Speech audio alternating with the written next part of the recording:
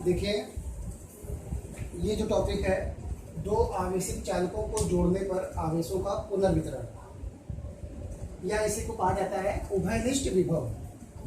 उभयनिष्ठ विभव कहने का मतलब ये हुआ कि जैसे आपके पास दो चार्ज पार्टिकल हैं, एक ये और एक ये, दोनों को अगर हम किसी पतले तार, बहुत महीन तार, एक ऐसा तार जिसका हम मान लेते हैं कि उसकी धारिता नगण्य है, मतलब कि वो चार्ज को स्टोर नहीं कर रहा है, अगर हम उस दोनों चालक पदार्थों को किसी तार से जोड़ देते हैं तो इनके बीच में आवेशों का प्रवाह शुरू हो जाएगा। और हमें मालूम है कि आवेश का प्रवाह सदैव उच्च विभव से निम्न विभव की ओर होगा। हम मान लेते हैं कि इसका विभव ज़्यादा है, इसका विभव कम है, तो हम ये मान लेते हैं इसमें कि पहले वाले चालक पदार्थ की धारिता C1 है, दूसरे चालक पदार्थ की धारिता C2 है। अगर हम पहले वाले चालक पदार्थ को Q1 आवेश देते हैं जिससे इसका विभव V1 हो जाता है, और C2 जो दूसरा वाला चालक पदार्थ है उसको हम Q2 आवेश देते हैं जिससे उसका विभव V2 हो जाता है, तब हमें मालूम है कि Q1 इज इक्वल टू कितना हो जाएगा C1 V1, और Q2 कितना हो जाएगा C2 V2। ठीक है, जब हम इन दोनों को किसी पतले तार द्वारा जोड़ देते हैं तो क्या होगा, आवेश का प्रवाह प्रारंभ हो जाएगा। ये नेचुरल है, आवेश सदैव उच्च विभव से निम्न विभव की ओर प्रवाहित होता है।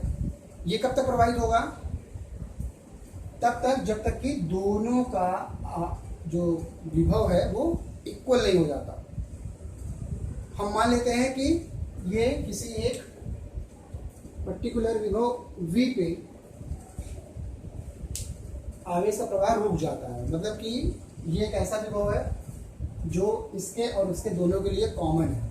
इस विभव को हम लोग कहते हैं उभयनिष्ठ विभव। उभयनिष्ठ विभव मतलब कि जब दोनों चालक पदार्थों का विभव नियत हो जाए, शांत हो जाए, कांस्टेंट हो जाए, या कह लीजिए एक बराबर हो जाए, तो उस दौरान इसकी वैल्यू कितनी हो जाएगी, कितना चार्ज है टोटल, Q1 प्लस Q2, और धारिता कितनी है C1 प्लस C2। उभयनिष्ठ विभव V इज इक्वल टू कितना हो जाएगा Q1 plus Q2 upon C1 plus C2। अब Q1 की वैल्यू और Q2 वैल्यू समीकरण एक से रख दीजिए, तो कितना हो जाएगा C1 V1 plus C2 V2 upon C1 plus C2। ये हो जाएगा आपका उभयनिष्ठ विभव। उभयनिष्ठ विभव की वैल्यू कितनी हो जाएगी C1 V1 plus C2 V2 upon C1 plus C2। ये हो गया टोटल आपका उभयनिष्ठ विभव। सीधा सा मतलब था कि दो चार्ज पार्टिकल्स अगर किसी बहुत ही हल्के महीन तार से कनेक्ट है तो उनके बीच में आवेशों का प्रवाह शुरू हो जाता है। ये तब तक रहता है जब तक कि दोनों चालक पदार्थ का विभव नियत नहीं हो जाता, फिक्स नहीं हो जाता। उस विभव को हम लोग कहते हैं उभयनिष्ठ विभव, और उसकी वैल्यू कितनी होगी, इतनी हो जाएगी। अब हम ये मान लेते हैं कि जब हम इसको कनेक्ट किए तो इसका जो आवेश Q1 से बदल के Q1 डैश हो गया, तो Q1 डैश हुआ तो इसकी वैल्यू कितनी हो जाएगी C1, और विभव कितना हो गया, उभयनिष्ठ विभव हो गया V।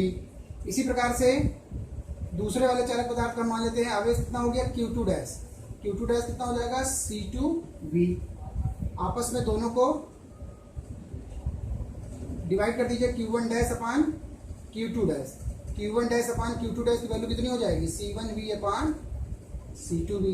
V से V कट जाएगा C1 अपॉन C2।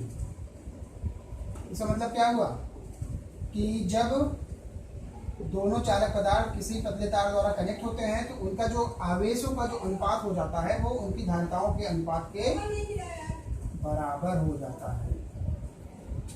ठीक है, पुनः ये एक पॉइंट हो गया आपका उभयनिष्ठ विभव। दूसरा पॉइंट आपका ये आ गया कि आवेशों का क्या होता है, आवेशों का अनुपात कैसा रहता है, तो वो उनकी धारिताओं के अनुपात के बराबर हो जाता है।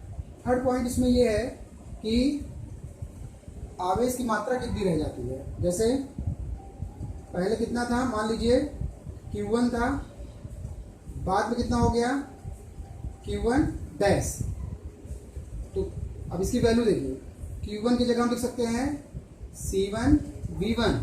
क्यों, क्योंकि Q1 की जगह क्या होगा C1 V1 minus Q1 dash का मतलब क्या हुआ C1 V। क्लियर हुआ। अब इन दोनों में कॉमन क्या है, C1 कॉमन है और V1 माइनस V। तो ये अभी V की वैल्यू क्या आएगी, समीकरण 2 है, उसको रखना पड़ेगा अब आप सॉल्व करना पड़ेगा, तो आप अपने से करिए।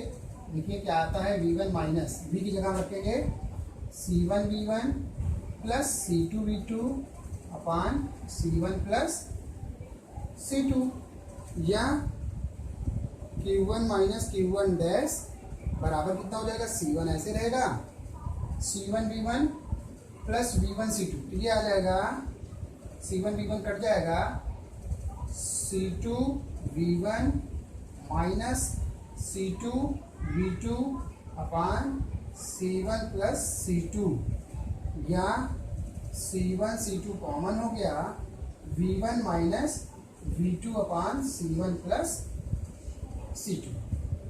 ये आएगा आपका जो आवेशों का पुनर्वितरण हुआ कितना होता है, इसके बारे में ये समीकरण आपको मिलेगा। ठीक है, अब इसको नोट करना है आपको। इसके बाद आता है एक लास्ट पॉइंट कि एनर्जी का क्या हुआ, ऊर्जा का लॉस कितना हुआ। तो देखिए उसको भी आप जानते हैं।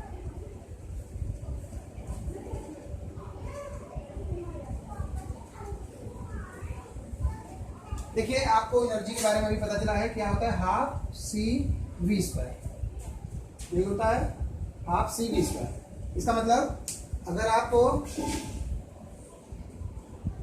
जो ये कनेक्ट हुआ है इसके पहले, मतलब ये तार से जुड़ने के पहले इनकी स्थितिज ऊर्जा टोटल कितनी हुई।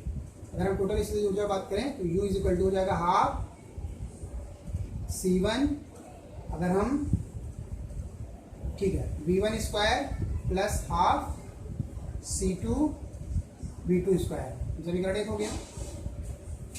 जब आपस में ये कनेक्ट हो जाते हैं, जब आपस में ये तो किसी तार के द्वारा जुड़ जाते हैं, तब उसके बाद इसकी एनर्जी कितनी हो जाएगी, हम U डैश मान ले रहे हैं, हाफ, दोनों आपस में जुड़ गए तो दोनों धारताएं आपस में जुड़ गई, C1 प्लस C2, और ये हो जाएगा उभयनिष्ठ विभव चूंकि प्राप्त होता है तो ये हो जाएगा V स्क्वायर। क्लियर। अब ऊर्जा में ह्रास कितना होगा, loss U minus U dash, half C1 V1 square plus half C2 V2 square minus half C1 plus C2 V square. ठीक, ये हो गया आपका गणित। इसमें अब वैल्यू हमें सब रखनी है, वैल्यू हमें मालूम है, पहले से ही हम वैल्यू सब जानते हैं। हाफ पूरी तरह से बाहर करना कर दीजिए, या आप सॉल्व करना चाहें तो कर सकते हैं। Half C2 V2 square minus half C1 plus C2, और V1 V की वैल्यू कितनी है, C1 V1 plus C2 V2, अभी आपने निकाला था C1 प्लस C2 का स्क्वायर। फिर इसको जब आप सॉल्व करोगे तो ये आएगा delta U is equal to C1 C2 upon 2, ये आएगा C1 C2 upon 2 C1 plus C2 का whole square, V1 minus V2 का, ये C1 C2 upon 2 C1 plus C2 V1 minus V2 का होल स्क्वायर। ये आपको फाइनल आंसर मिलता है एनर्जी लॉस का। इसका क्या मतलब हुआ, C1 प्लस C2 हमेशा पॉजिटिव नंबर देगा, V1 माइनस V2 जो भी आएगा उसका स्क्वायर हमेशा आपको पॉजिटिव मिलेगा। इसका मतलब डेल्टा U की वैल्यू पॉजिटिव मिल रही है, जिससे ये पता चलता है कि जो भी आपस में आपने चार्ज पार्टिकल्स को ऐड किया है, जो कंडक्टर को आपने पतले तार द्वारा जोड़ा है, उसमें हमेशा ऊर्जा की हानि ही होगी। ठीक है, तो भैया बहनों ये आपका हो गया चालक पदार्थों को जोड़ने से उनके आवेशों का पुनर्वितरण कैसे होता है। अब अगली वीडियो में आपको बताऊंगा संधारित्र क्या होता है। ठीक है, थैंक यू।